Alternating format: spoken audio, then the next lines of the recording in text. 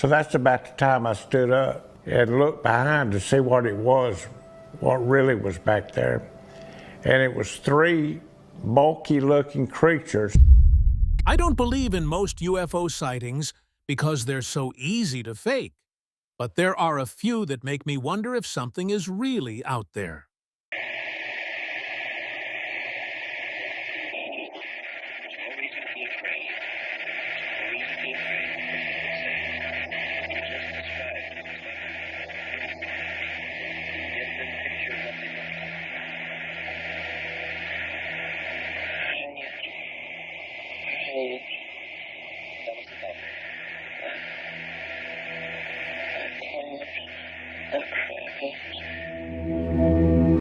On the evening of October 11th, 1973, the Pascagoula River in Mississippi lay calm under a dark sky. Shipyard workers Calvin Parker and Charles Hickson cast their lines into the water, hoping to unwind after a long shift. They shared small talk about family and work, never suspecting that their ordinary night was about to shatter into a nightmare. Without warning, a strange blue light descended, and a hovering disc-shaped craft broke the silence with an eerie buzz. Stay tuned as we uncover the terrifying events that followed, a tale that would become one of the most compelling alien abduction cases in history. I guess that's when I heard it. It was some kind of zipping sound, and when I turned around, in this area out here, about 40 or 50 feet out there, there was some kind of craft, it looked like it's going to come right onto the ground. But it came on down and hovered about a foot and a half or 2 feet off of the ground. But we didn't know what to do, the river behind us and that out there not knowing what it was. It was real bright light, and three things appeared in the doorway. They seemed to just glide out of the craft. They never touched the ground. They seemed to just glide across, and two of them took me by the arms from the side, and one took hold of Calvin, and I seen Calvin go limp, and I didn't know it then, but he had fainted. The blue light, it had blue flashing lights as it was, approaching the ground, but then they went out, and when the opening appeared, some source of light came from the inside. It was just almost blinding. In fact, for about 3 or 4 days, I had something like a bad welding flash in my eyes. These blue hazy lights was reflected from behind, so that's about the time I stood up and looked behind to see what it was, what really was back there. And it was three bulky-looking creatures. But Did you think it was people coming out at first? Well, I kind of thought it was people at first, off like that. But of course, when they appeared there in front of me, it was the most shock I've ever had in my life. I felt a shot or something in my arm, and that just calmed me. It's like a calming agent. And while it is still very difficult for us to believe that a spaceship landed and that robot-type creatures came out and actually took these two people into the spaceship, these men, in my opinion, believed that they saw this and that they were being honest in reporting what they have reported. Charles and Calvin had found a secluded spot on an old pier, the kind of place where the only sounds were the lapping water and the occasional splash of a fish. The men worked at a local shipbuilding company, and after a grueling day of welding and heavy labor, the river offered a quiet escape. The sky above them was moonless but clear, scattered with stars that glittered like distant, indifferent eyes. They had been fishing for perhaps an hour when something changed. A soft blue glow appeared on the horizon, pulsing gently at first, then growing in size and intensity. It did not behave like a plane or a helicopter. It moved with a fluid, almost liquid grace, descending from the heavens without a single audible engine sound. The light resolved into a solid object, a disk flattened on the bottom and domed on top, roughly 40 feet long and 10 feet tall.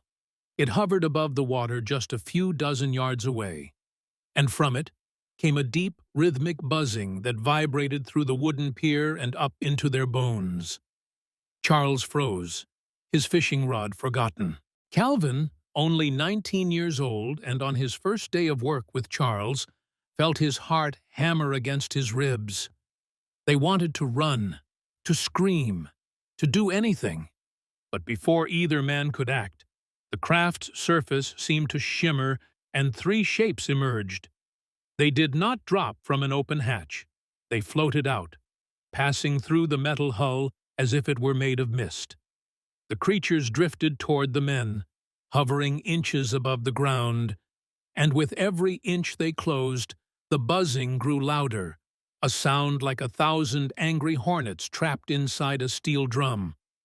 The beings were about 5 feet tall, their skin a sickly wrinkled gray that looked like old waterlogged parchment. Their heads were bulbous and seemed to fuse directly into their shoulders, giving them a hunched, unnatural silhouette. Where noses and ears should have been, there were only sharp, pointed protrusions of bone or cartilage, and their mouths were thin slits that never moved. Most horrifying of all were their eyes, huge, round, and utterly lifeless, like polished black stones that reflected the blue glow without a hint of emotion. Instead of hands, each creature had lobster-like claws at the ends of long, spindly arms. The claws clicked softly as they reached out. Calvin tried to scream, but his throat refused to obey. Charles discovered he could not even blink. An invisible force had wrapped around them, a paralysis so complete that they could only stand there, helpless as the creatures closed in. Panic surged through Calvin's mind, bright and hot, until the terror overwhelmed him and he blacked out. Charles remained conscious, and that was worse. He felt cold claws clamp around his arms, and then the world tilted. Weightlessness took hold. He was being carried, floating like a leaf on the wind, toward the waiting craft. As they approached the hull, the metal rippled like the surface of a pond, and a portal opened into blinding white light. Then they were inside. The interior of the ship was a circular room bathed in a harsh, sourceless glow that seemed to emanate from the walls themselves. The air was thick and heavy, carrying a metallic tang, like the smell of ozone after a lightning strike, mixed with something sharper, an ammonia-like bite that stung the nostrils. Charles could move his eyes, and what he saw seared itself into his memory forever. The room was filled with strange consoles that blinked with shifting holographic symbols, figures that resembled ancient hieroglyphs, but morphed and danced as if alive. Low, rhythmic pulses of sound thrummed through the floor, making his teeth ache. He was not alone with the three creatures. Others moved in the periphery, silent and robotic, performing tasks he could not comprehend. Some simply stood motionless, observing with those dead black eyes. A different being approached Calvin, who was now lying on a cold, flat surface. This one was markedly different from the others. It was taller, with a more humanoid shape, slender and delicate. Its skin was still pale, but its features were softer, almost feminine, with large, almond-shaped eyes that held a strange glint of curiosity. Charles watched as the female entity leaned over his friend. Calvin's eyes fluttered open, and at once the being's voice entered his mind, not as sound, but as pure thought. It told him he was safe, that he would not be harmed. The reassurance did nothing to quell the dread. The alien began a slow, methodical examination, pressing on Calvin's limbs and torso as if mapping the human body. Then, with a gentleness that somehow made it more disturbing, it pinched Calvin's cheek, slid its hand down to his jaw, and held his mouth open. From the tips of its middle fingers, 2 long, thin probes extended, glistening under the white light. Calvin's mind screamed, but his body would not respond. The probes slid down his throat and pushed upward, deep into his nasal cavity. Pain, bright and searing, lanced through his skull. He gagged, unable even to choke, as the being extracted something small and translucent. The telepathic voice returned, repeating that he must not be afraid. Across the room, Charles was enduring his own horror. The three original creatures surrounded him, their claws tracing his skin with a cold, clinical detachment. They communicated with each other in bursts of silent mental noise that stabbed into Charles's consciousness. He felt them not just examining his body, but rifling through his mind. Memories of his childhood, faces of loved ones, moments of fear and joy, all dragged out and inspected like specimens pinned to a board. He tried to resist, to push back against the intrusion, but it was like trying to stop the tide with his bare hands. A metallic object, about the size of a football and covered in tiny blinking lights, floated over his chest. It began to scan him, moving up and down his body, then circling his head in slow, deliberate loops. Wherever its beam passed, Charles's skin prickled with static electricity. The ship itself seemed alive. The buzzing noise that permeated everything was not mechanical, but organic. A deep, resonant pulse that fluctuated with an almost breathing rhythm. Charles sensed that the craft was watching them, aware of their presence, feeding on their fear. The holographic symbols spun faster, and the light shifted from white to a sickly blue-green. The smells, the sounds, the psychic assault, it all built into a crescendo of sensory overload. Charles felt his stomach lurch, nausea rising, but he could not even vomit. He was trapped inside his own skull, a prisoner in a surreal nightmare. Then, suddenly, Calvin's mind was flooded with images. Hundreds, maybe thousands of human faces flashed before his eyes, all of them wearing the same expression of absolute terror and confusion. He saw men, women, children, people of every age and race, all strapped to similar tables, all enduring the same silent screams. In that horrifying instant, Calvin understood that he and Charles were not unique. This living nightmare was happening to people all over the world, over and over again, hidden in plain sight. The last image that seared into his brain was the female alien's eyes, trying to convey something vital, something important. But before Calvin could grasp it, darkness swallowed him whole. When Calvin and Charles awoke, they were back on the riverbank.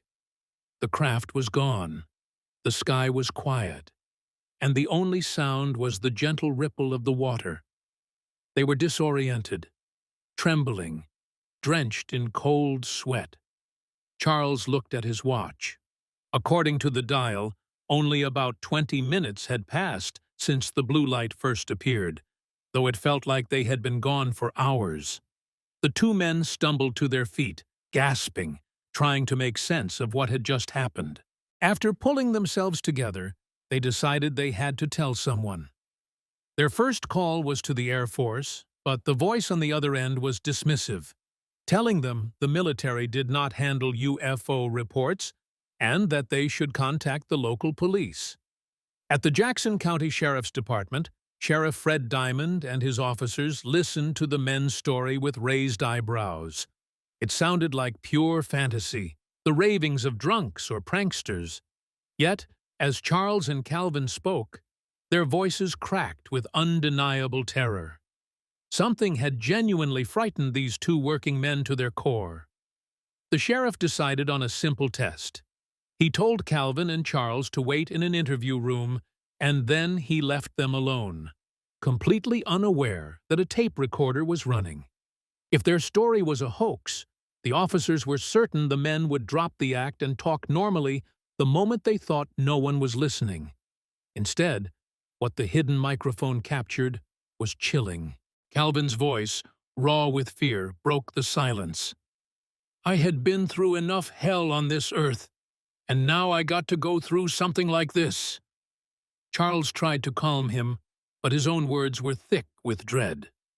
They went over the details again, not to coordinate a lie, but to reassure each other that they had both witnessed the same impossible reality.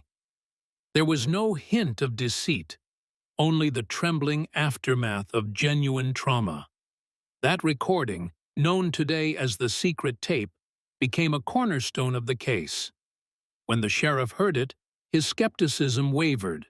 The men were clearly convinced of their encounter, and their private agony matched their public account perfectly.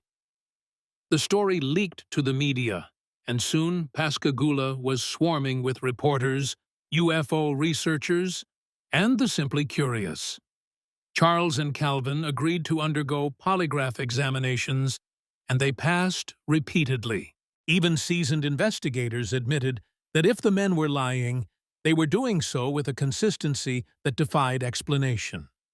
Further corroboration emerged from other witnesses. That same evening, official records show that over 50 separate calls flooded the police department and nearby Keesler Air Force Base.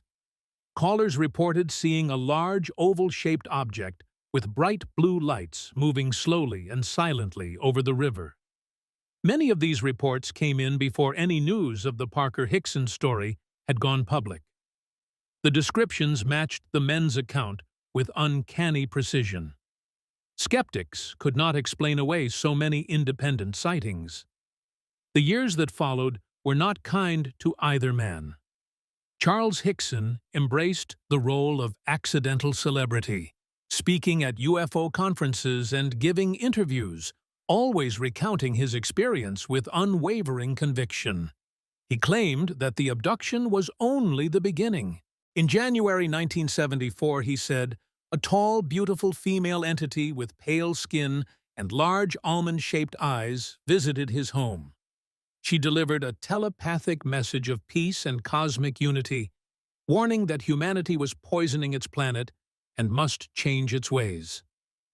Over the next decade, Charles reported numerous other encounters, from brief UFO sightings to direct physical contact with multiple alien races.